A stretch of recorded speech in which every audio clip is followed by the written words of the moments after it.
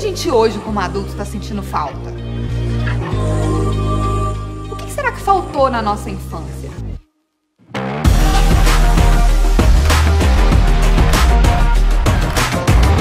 Educar é a ponte entre potencialidade e a realidade.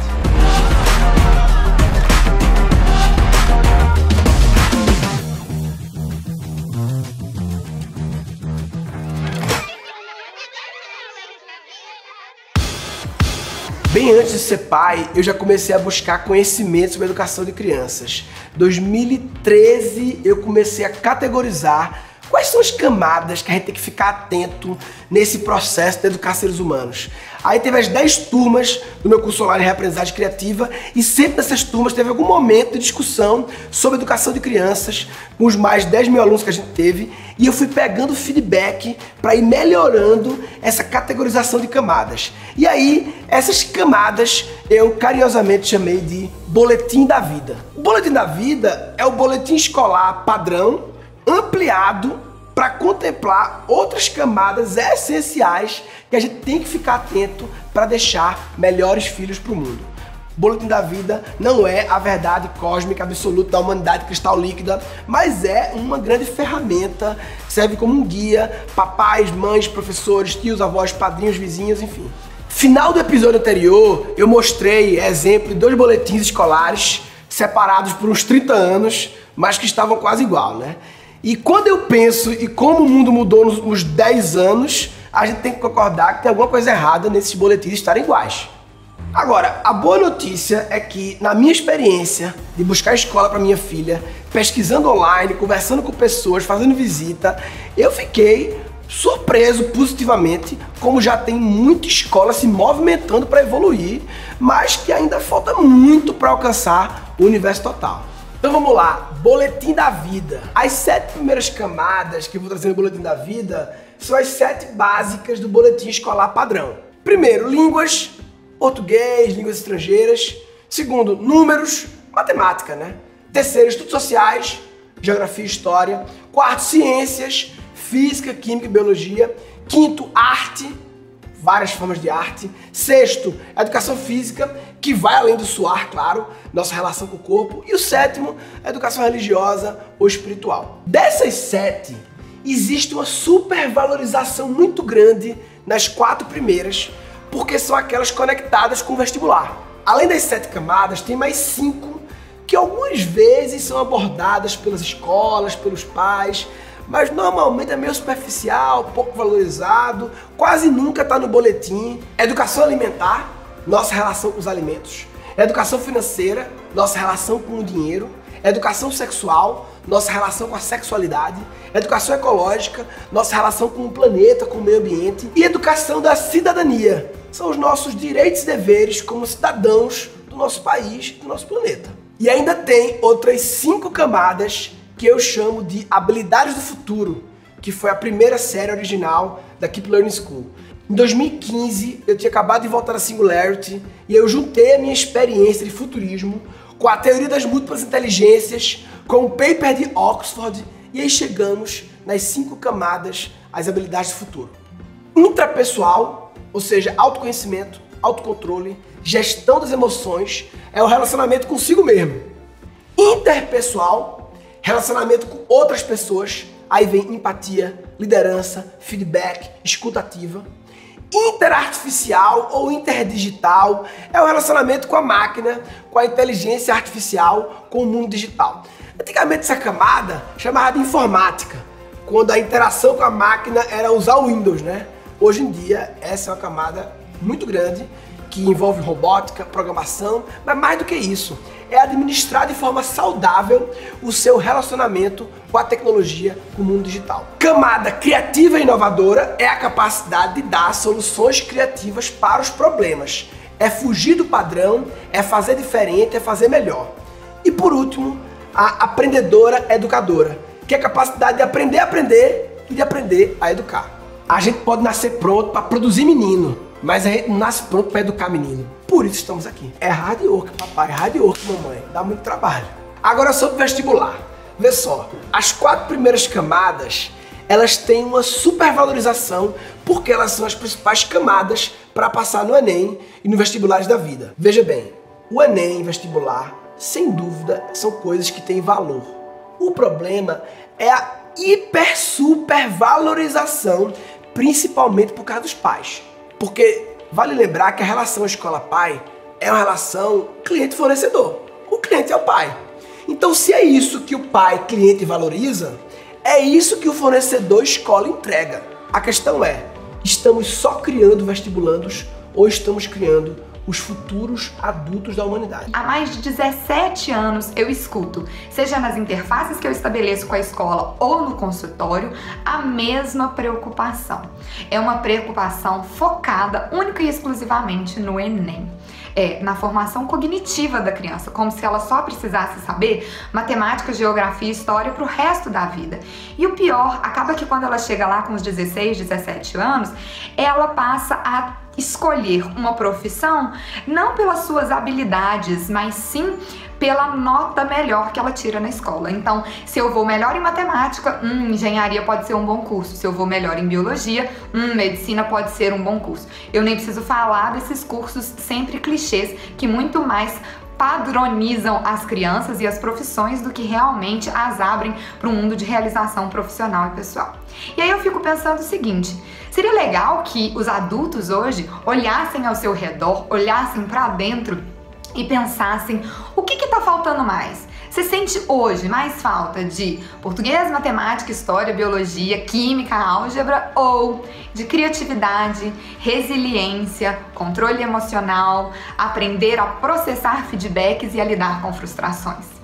Pois é, se a gente tivesse essa, vamos dizer assim, humildade de perceber o que realmente nos falta hoje, talvez a gente estivesse preocupado em preparar os nossos filhos de uma forma diferente para o futuro. Então é isso, Murilo. Infelizmente, essa extrema preocupação com as provas do tipo vestibular e Enem são o que mais eu escuto e vejo na prática acontecendo hoje em dia. Essas provas, elas são, de fato, a porta de entrada para o ensino superior. Mas ensino superior é diferente de vida. No caminho para a vida adulta tem outras portas além do ensino superior. Olha, veja bem, eu não estou dizendo para não fazer faculdade. Estou dizendo que o nosso objetivo como pai não é preparar filhos para o ensino superior, é preparar filhos para a vida, para o mundo. O ensino superior é apenas uma entidade que nos ajuda nisso, ou pelo menos deveria ajudar. O que me afeta é que a educação não é feita para as pessoas que precisam ser feitas, que são as crianças. Então a gente faz uma educação que não pensa na matriz. Então é uma educação de adulto, feito para adulto, para a goela abaixo de pessoas que ainda estão num outro processo. E agora, para não ficar tão quadradão, eles colocam as cadeiras coloridas. Mas na realidade, a gente não está falando ainda de uma educação colaborativa, onde você acredita que aprenda pela interação. Então, nós acreditamos e sabemos que as pessoas aprendem pela interação. Quanto maior a interação, maior a aprendizagem. E a escola não usa essa recomendação básica para poder fazer uma educação de verdade para aquelas pessoas, né? Para todas as crianças, enfim. Eu sempre brinco, e aliás é uma coisa que eu ainda vou fazer um grande seminário, que é a escola não muda porque a sociedade não deixa. No final do dia, a sociedade quer o quê? Que o filho se dê bem. Eles não querem saber quanto que diminuiu de resíduo no planeta, se a água está suja. Todo mundo quer se dar bem. Enquanto a gente não tiver um pensamento mais colaborativo, a gente não vai, né? A gente só está procriando, a gente não está educando, né? Então, o que eu percebo, né, no dia a dia da escola é que nós não constituímos boas memórias. Quando você não tem boas memórias de um lugar, você está querendo se livrar. As famílias sufocam os filhos de sonho, porque ser pai, ser mãe, virou profissão. Então, é meu projeto de vida, meu filho. Se você tem um filho bem-sucedido, né, o cara, o que você faz? Tá na área financeira. Nossa, e o teu? Meu toca viola no barzinho. Você vai falar feliz? Eu quero ver quantas famílias falam assim, meu filho é super feliz naquilo que ele decidiu fazer. Eu acho louco quando eu vejo revistas, já vi essas revistas? 280 carreiras para você escolher. Quando eu vejo isso, me dá uma sensação como se eu estivesse vendo meio que o cardápio da vida. Aqui estão os únicos caminhos possíveis da vida. Pronto, escolhe aí. E se a criança escolher uma opção do cardápio que nem vai existir mais daqui a alguns anos? E se a criança não quiser nenhuma das opções do cardápio da vida? Aí tá fora da vida? E mesmo que escolha uma opção que tá no cardápio e que vai continuar existindo daqui a alguns anos, será que ele vai precisar apenas daquelas 4 primeiras camadas para ter sucesso nesse caminho? Um médico, para ter sucesso, basta ser bom em biologia, e a habilidade interpessoal para se relacionar com os outros, e a criatividade para, mediante os problemas dos pacientes, dar soluções criativas. A gente preparou um material bonitinho do Boletim da Vida para você baixar. No final do episódio, eu vou dar o link. Você imprime um material para cada criança que você educa, e a ideia é você olhar para cada camada e refletir de 0 a 10 o quanto você está intencionalmente desenvolvendo essa camada nos seus filhos e pensar o que você pode fazer para evoluir. Esse negócio de ficar medindo 0 a 10 meio que assusta um pouco, parece que vai transformar tudo em número, mas o lance do medir não é questão do número que você coloca. O mais importante é o fato de você estar fazendo uma avaliação, porque isso aumenta a sua percepção, te provoca a reflexão e ao longo do tempo mostra a sua evolução. Como e o que priorizar, vou te mostrar, chega aí.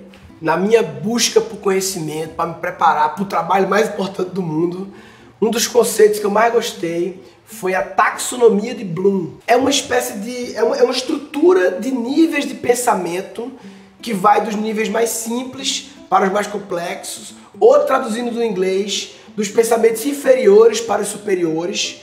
E o Benjamin Bloom criou isso em 56. Aí em 2001 um time revisou e ficou assim. O nível de pensamento mais simples, tá aqui ó, é o recordar. Recordar é lembrar coisas, é a decoreba. É o pensamento mais básico de todos. E é louco que é engraçado que de vez em quando a gente se vê meio que se gabando assim. Meu filho já sabe contar até 50. Minha filha já sabe as cores em inglês. Meu filho já sabe cantar araqueto. E as escolas também valorizam muito a decoreba. Tanto que a gente só estudava de véspera para dar menos tempo de esquecer.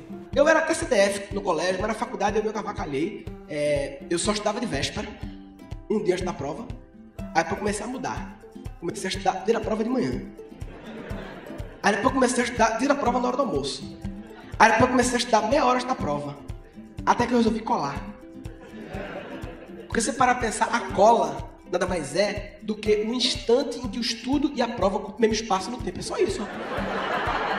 É claro que é importante lembrar as coisas, mas é o nível mais simples de pensamento. Depois do recordar, compreender. Nesse segundo nível, aí já tem um grande gargalo no nosso processo educacional. Porque quanta coisa a gente focou em decorar e não em compreender e por isso esqueceu.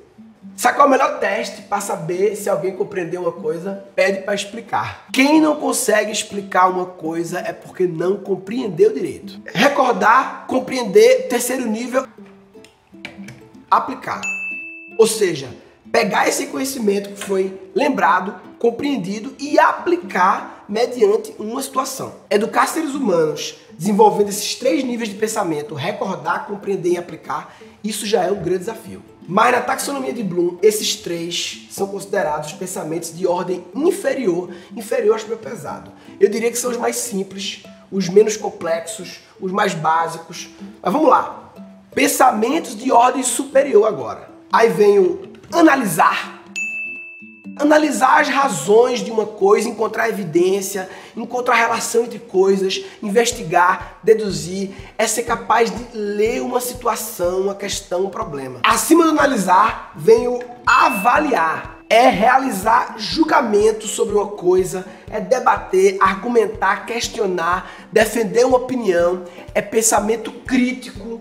Uma das coisas mais necessárias na humanidade no momento é pensamento crítico. E por último, o pensamento de ordem mais superior, o mais quente, porque eles abreviam High Order Thinking, fica HOT. O HOT é criar, ser capaz de gerar novas ideias, combinar coisas de um jeito nunca antes combinado para chegar na solução de um problema. E normalmente as pessoas ilustram a taxonomia de Bloom com uma pirâmide assim, já que a maioria foca nas coisas de baixo e a minoria foca nas de cima.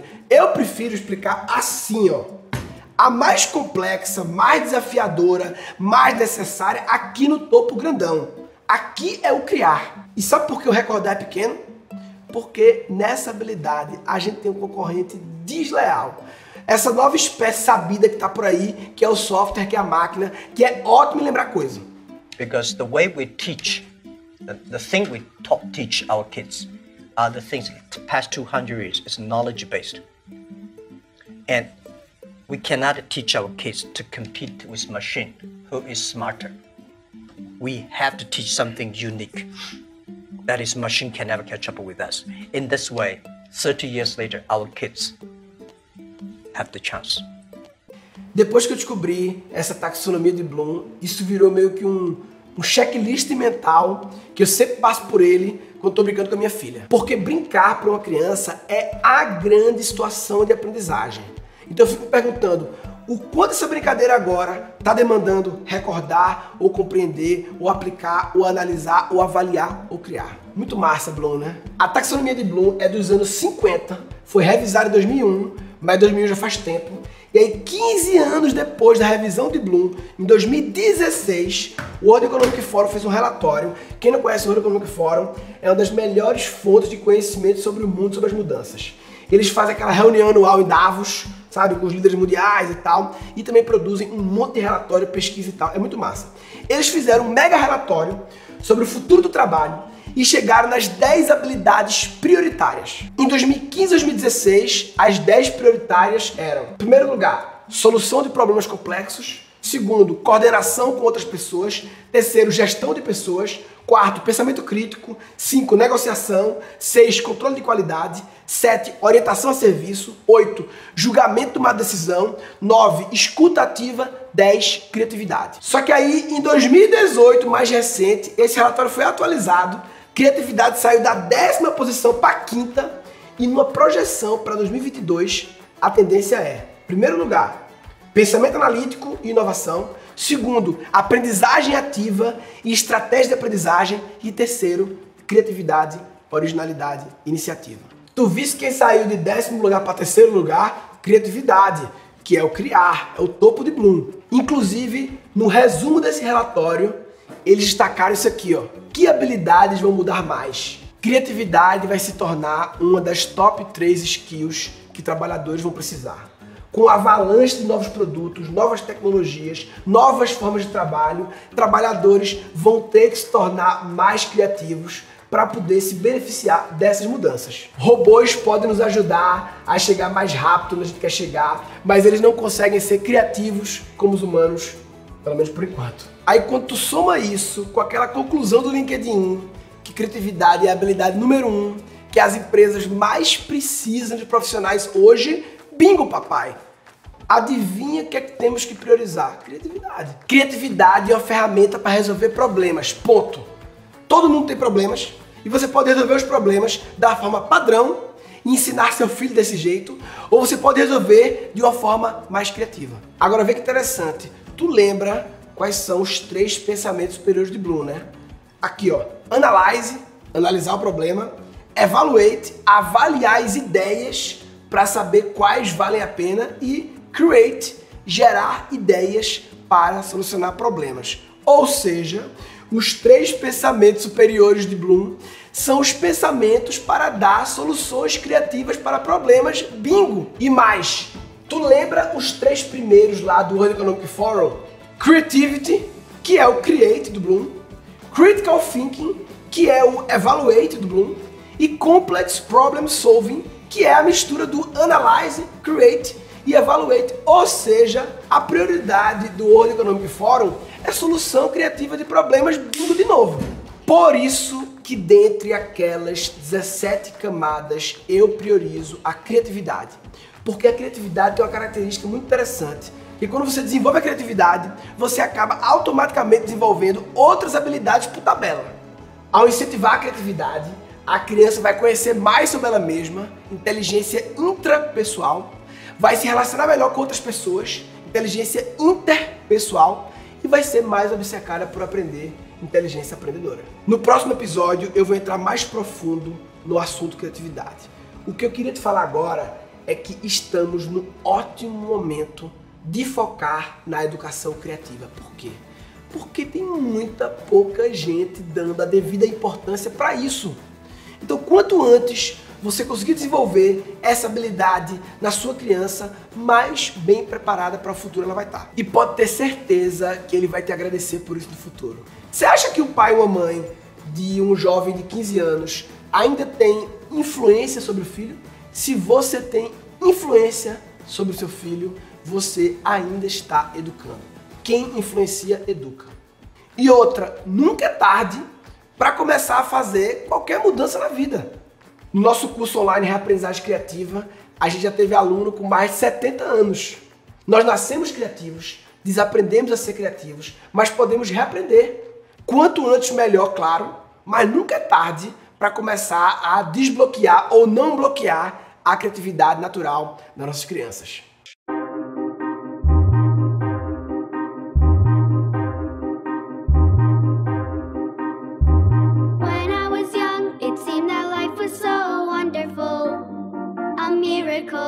Oh, it was beautiful, magical.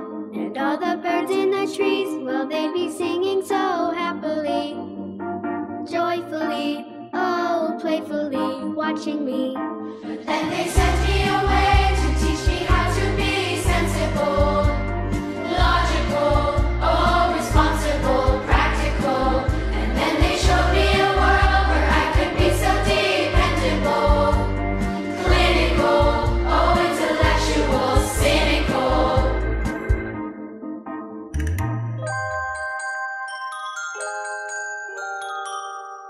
A miracle, oh, it was beautiful, magical. Esse vídeo é muito lindo, né? E essa frase final que tem Find Magic Again, eu acho massa. E no próximo episódio vou aprofundar sobre isso. Como encontrar a mágica. Recapitulando então até aqui. O mundo mudando muito louco. Grande parte das crianças que estão na escola hoje vão trabalhar em profissões que ainda não existem. Aí o LinkedIn, que é a maior plataforma de trabalho do mundo, considera que a habilidade mais importante, mais procurada pelas empresas, mais demandada é criatividade. Trouxemos o Boletim da Vida com as 17 camadas. Falamos a diferença de preparar a criança para o vestibular ou preparar para a vida. Níveis de pensamento de Bloom. Bloom é maravilhoso. Recordar, compreender, aplicar, analisar, avaliar, criar. Falamos do relatório do World Economic Forum sobre habilidades do futuro, criatividade lá na ponta. É muita informação, mas a gente te ajudou a priorizar. A prioridade é a criatividade. Por isso que no próximo episódio vou te apresentar os 4 pilares para criar crianças criativas. Vou te mostrar como é que a gente foi bloqueado nesses 4 pilares e a tendência é a gente repetir isso com nossas crianças. Aí eu vou te mostrar o que você pode fazer para deixar de bloquear e passar a nutrir a habilidade prioritária do que eu chamo de Boletim da Vida. Eu falo muito em deixar de bloquear a criatividade das crianças, mas tem que ressaltar que o objetivo não é apenas deixar de bloquear. O objetivo é nutrir a criatividade delas. Imagina uma régua que vai do bloquear, ficar neutro e nutrir. A gente tem que evoluir da esquerda para a direita, do bloquear para o neutro e depois do neutro para o nutrir. O curso Cri-Cri foi feito com muito carinho por mim e pela minha equipe, principalmente com a Bianca Solero, que é a nossa psicopedagoga, com mais de 17 anos de experiência, tem mais de 1000 horas de atendimento de criança. E o Cri-Cri foi planejado e construído para garantir a maneira mais simples, didática e objetiva de te ajudar a potencializar a criatividade das nossas crianças. Próximo episódio, então, vou te mostrar os 4 pilares fundamentais e como você pode fazer para colocá-los em prática e começar a desenvolver seus filhos. Não esquece de baixar o Boletim da Vida. Aqui embaixo do vídeo vai ter o link. Baixa o Boletim da Vida e faz essa autoavaliação em relação a cada camada. Comenta aqui embaixo o que achou desse episódio, o que você vai levar para a sua vida. Nos vemos no episódio 3.